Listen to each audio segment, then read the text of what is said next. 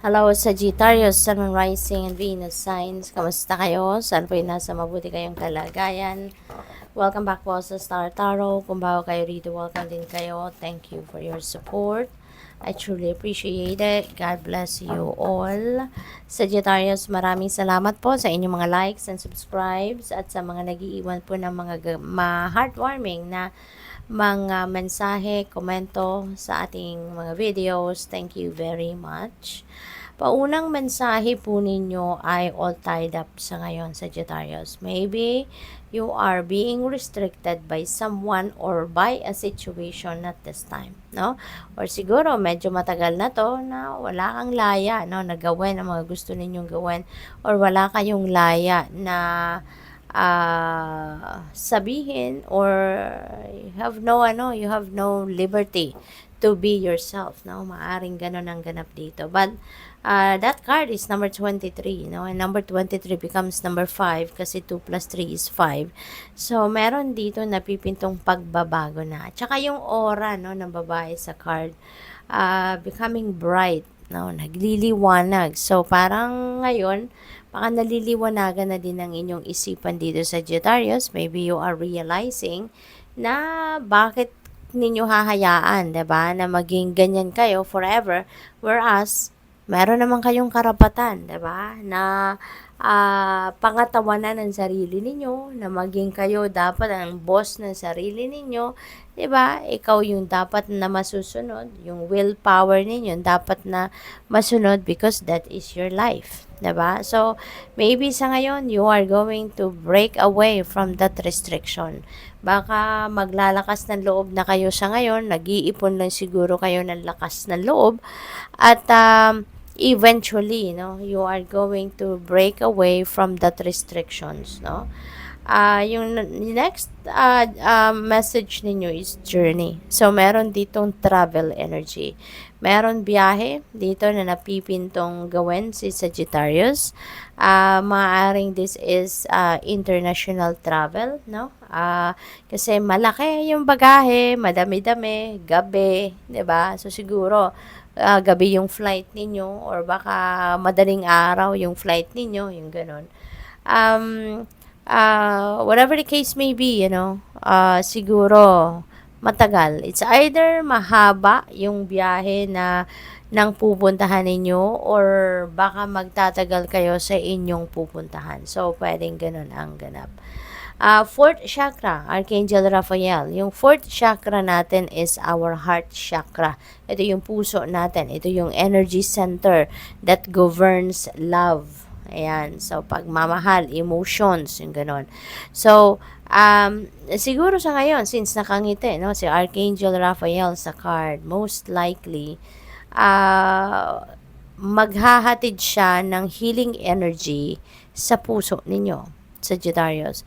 So, since we also have woman holding a heart dito, eto naman, merong reconciliation na dito, compromise, meron ng pagbabate, pag-aayos ng kung ano man ang sitwasyon ninyo na in the past na siguro nagkaroon kayo ng away or hindi pagkakaintindihan with another person. Maaaring kamag-anak ninyo, kapamilya, kadugo, yung ganon.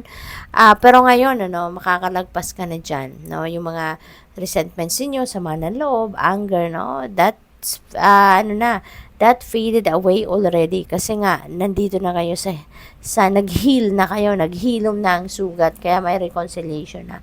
Meron ng pagbabate. So, siguro, no, with the help of Archangel Raphael, eto na, naghilom na yung puso ninyo.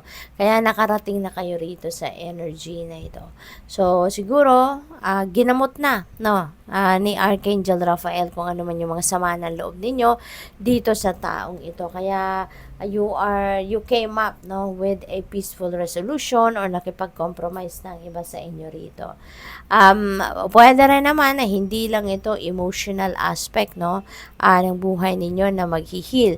Maaari din, baka ang iba sa inyo talagang merong sakit, no, na pinagdaanan, physical na sakit, no, related sa puso, no, baka merong hypertension, baka merong heart ailment, no, ang iba sa inyo rito, dito. And maybe, with all the effort that you've done, or with all the efforts ng pagpapagamot, pag-self-care, pag-exercise, or whatsoever na nireseta sa inyo ng doktor, baka yan ay ginagamot talaga ninyo or ginagawa talaga ninyo.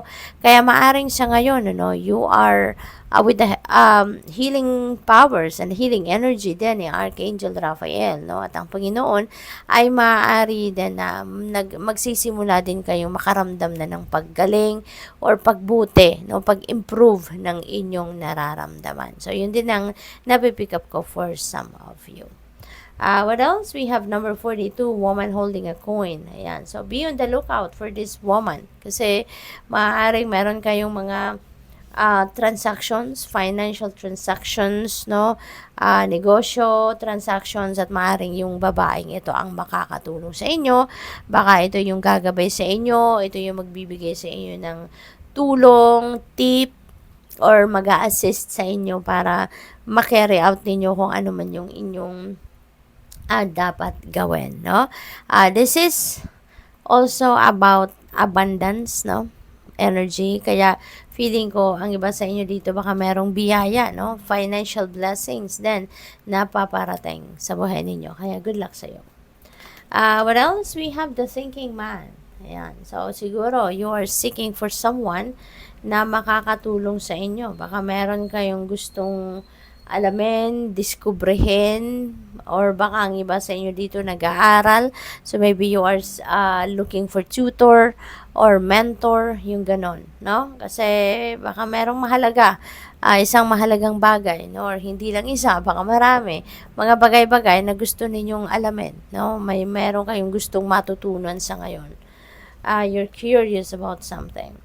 The Temple Path, ayan, nagpapakita lang ito, nagme-message ito sa inyo na yung mga mahal niyo sa buhay, ancestors, mga loved ones niyo on the other side, at saka the rest of your spirit team, nagsasabi lang ito na lagi silang nandyan, no? Lagi silang nandyan, tinutulungan ka, binabantayan ka, yung ganon. At lagi silang nandyan to support you, to guide you, to guard you, and protect you. Okay? Kaya wala kayong dapat na ipag-alala, wala kayong dapat na ipag-worry or ikatakot, because the spirit team, the entire spirit team is nandyan. Nakabantay lang lagi sa'yo. Financial constraints, ayan. So, siguro, meron kayong shortage, no? Or you're lacking in money, budget, mga ganon. Kaya siguro meron kayong mga transactions dito, no? Baka ang iba sa inyo naglo-loan, maaring ganon, or baka naghahanap ng additional income, no? Maaring ganon dito ang opportunity ninyo you are paying attention to. Kasi nga, siguro meron kayong mga financial obligations pero parang nagkukulang kayo sa budget. Baka merong mga unexpected expenses na pumasok sa ngayon. Kaya, ito yung nararanasan ninyo. Medyo kulang kayo sa budget, no? Kaya siguro itong babaeng ito din ang makakatulong sa iyo para makuha ninyo ang kailangan ninyong pera para ma-provide ninyo ang kung ano man ang pangangailangan ninyo or financial obligations ninyo rito. So, good luck. Thank you for watching. Love and light. Namaste.